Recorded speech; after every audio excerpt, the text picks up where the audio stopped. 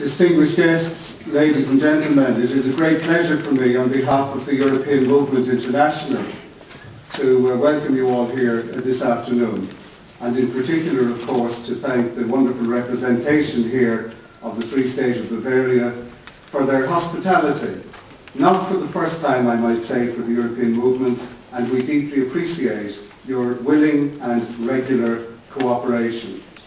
I will make a few opening remarks, and then I will invite my colleague and Vice President of European Movement International, Jo Leinen, to take the chair, and to invite our keynote speaker, Jean-Claude Juncker, to make his remarks. And I hope then we may have a chance for a few questions and answers later. This has been an extraordinary and challenging 12 or 15 months for Europe. We had the crisis when it emerged first in Greece, described by many, I think perhaps misdescribed, as a Greek crisis. There were specifically Greek dimensions, but it was a wider Eurozone challenge. We had the attempt to put together, as was eventually successful, a rescue package, a bailout package, but not with those words. These were not permitted under law, which I think President Van Rompuy correctly described as trying to construct a lifeboat while you were still floating in the ocean. And that lifeboat had to be brought in for some review and repairs, and really through the work of the Eurogroup, through Jean-Claude Juncker, and through the work of the European Council and the work of the Commission and Parliament, a lot more has happened on governance in the past 12 months. We've made great progress, and that progress needs to be acknowledged because it has not been easy. But it is still probably short of where it needs to be. And so the crisis has not passed. One hopes its worst aspects may be contained, but the truth is we don't know. The world economy in many ways, and particularly developed economies, remain in a fragile state. The rise of commodity prices, the US deficit situation, the continued market pressure on Eurozone bond spreads, all still point to a certain fragility. Permit me, if I may, because of course one wears many hats. I'm President of European Movement and deeply privileged to be so. I'm an Irish European, and so we have a particular view of all of this because we find ourselves unhappily in the crosshairs of this crisis. We've been forced by circumstance, inevitably when you do this, to cede a large part of our economic sovereignty and to ask for the assistance of the European Union and the International Monetary Fund. And this is now for us at this time indispensable assistance which keeps our economy taking over and which provides a space for us to reform and hopefully in time to return to normal business and to find the funds we need in the marketplace. This day last week I was in Brussels as well. And in the morning, I'm not in high office anymore, so if I go about, I take the metro. And before I took the metro to go where I was going, I bought a copy of the Financial Times. I didn't know what to expect. You open it each day, you don't know what will be there. On this day, there was an article by Lorenzo Dini Smaghi, Executive Director of the European Central Bank, and the article was entitled, "Ireland's Taxpayers Must Share the Pain." And I read the article, much of whose analysis I could agree with, but in the end, when I finished the article, it left me with a kind of an unpleasant feeling. And I thought I'd share it with you a bit because it distills this issue that we're trying to capture between getting things right in terms of reform and in terms of bringing public opinion with us and having a longer view which is coherent. I could say fairly safely, I think, that the patrician pronouncements of Board of Directors of the European Central Bank normally would not occupy the attention of the masses. happily because we kind of let central bankers get on with central banking and the rest of us get on with life. But right now, precisely because Ireland is correctly invigilated with heavy conditions by European Central Bank, European Commission and International Monetary Fund, each pronouncement is looked at and listened to with great care. And so although normally we don't listen to patrician pronouncements, these are not normal times. In the article, he articulated key aspects of the crisis in Ireland, especially pointing to poor regulation, poor banking supervision, and the spillover of its consequences into Irish public finance. On all of these things, he is and was completely correct. It is a large mea culpa from the Irish side. Lots of things were got wrong, and those things have got to be put right. He went on, and I just quote one thing, and only one thing from it. At the very end, he talked about the recent events showing us about the need for accountability of banking supervisors and so on. And he said that in the end, when you look at all that had happened, there's a high risk, he said, that taxpayers will foot most of the bill. And this is an article with a headline that Ireland needs to share the pain, and it finishes they, so the Irish taxpayers, should not complain when it actually happens. I want to make a few points, if I could, not about the argument of whether Ireland should carry a burden. Of course it could. It should. If Ireland has created part of its problem, it must carry the weight of a large part of its solution.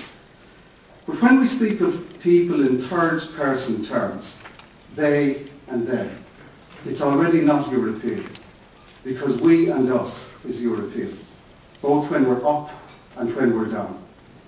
The third-person pronoun brought to my mind a phrase which is incorrectly ascribed to Marie Antoinette, but her enemies used it during the French Revolution.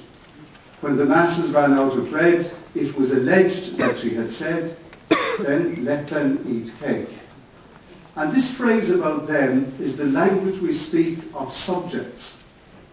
But in the European Union, from the largest to the smallest state, and we have a wonderful representative who's powerfully European from among the very smallest of our states, this is the language we use with subjects. But we are citizens. And this is not the way to speak to citizens of a union which is about us, and not about them and us. And to me it matters. To me it matters.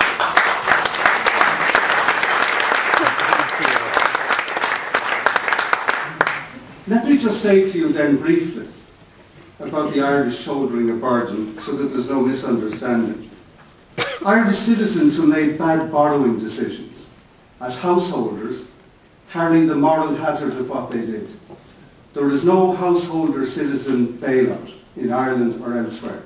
They borrowed, they pay. They take the pain.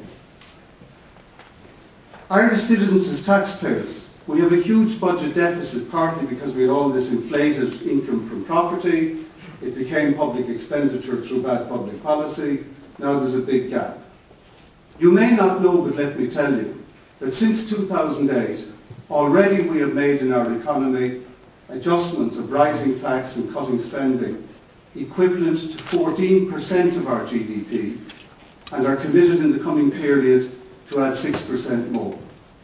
And let me tell you this as an economist, and that was my background before politics, you will find few examples of a modern Western economy making a 20% austerity adjustment with no capacity to devalue its currency.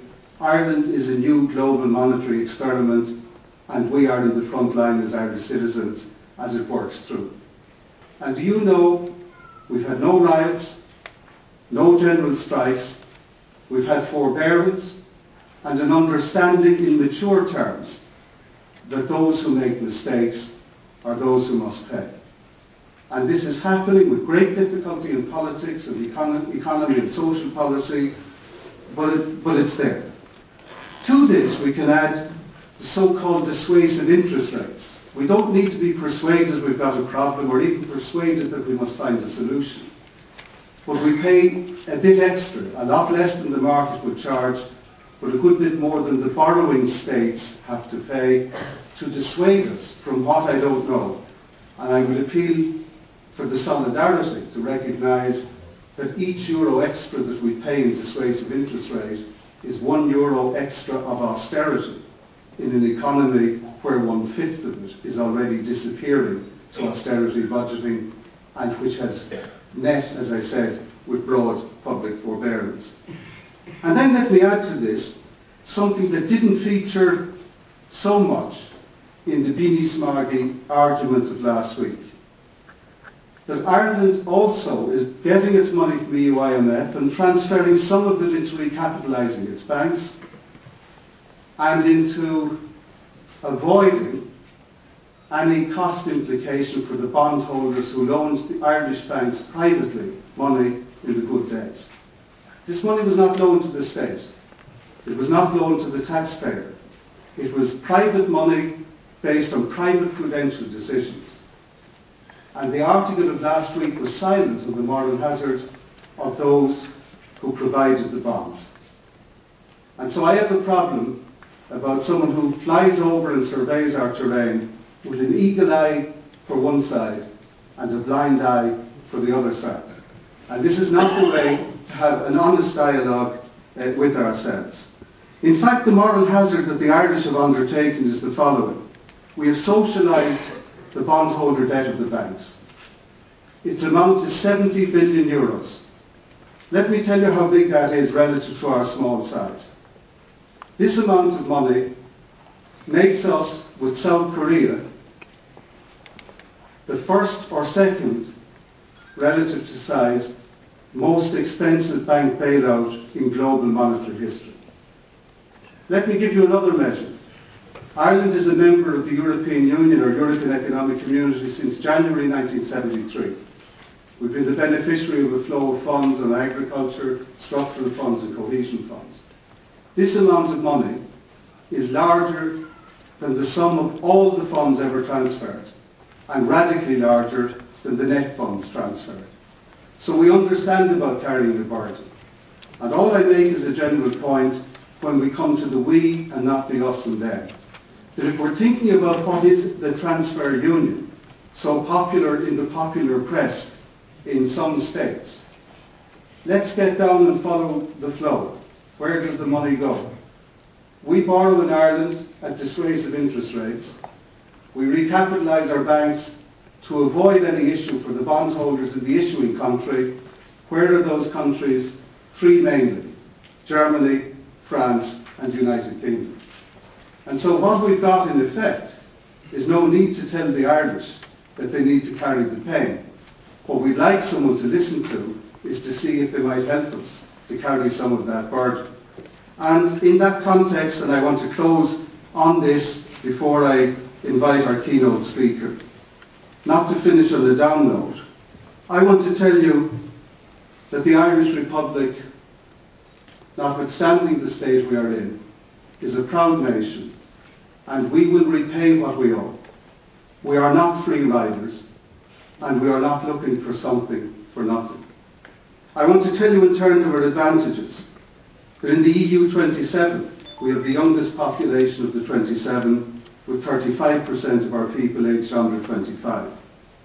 I want to tell you that among our 25 to 34-year-olds, we have the highest proportion of university-educated young people in the EU 27.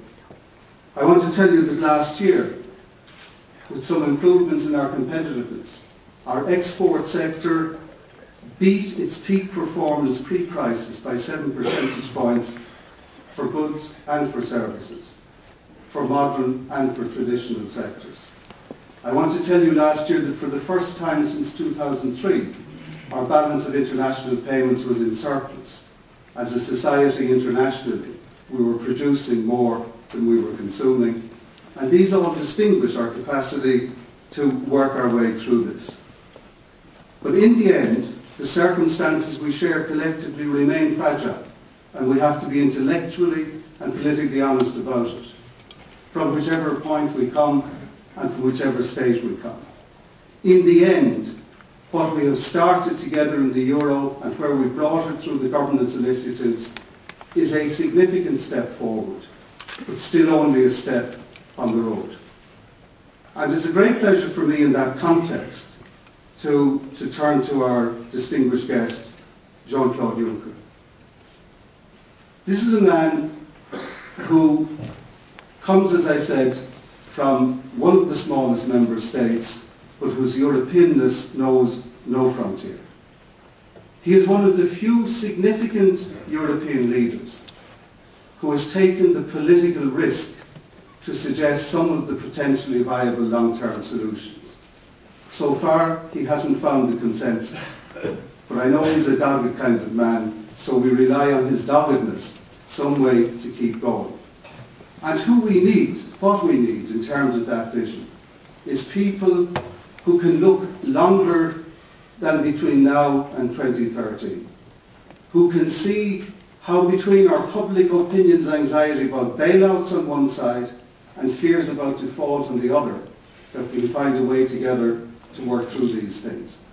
And this will not be done with a discourse of them and us. It will be achieved by Europeans as a great triumph, us and us, or a great failure because of too much them and us. Jean-Claude, the floor is yours.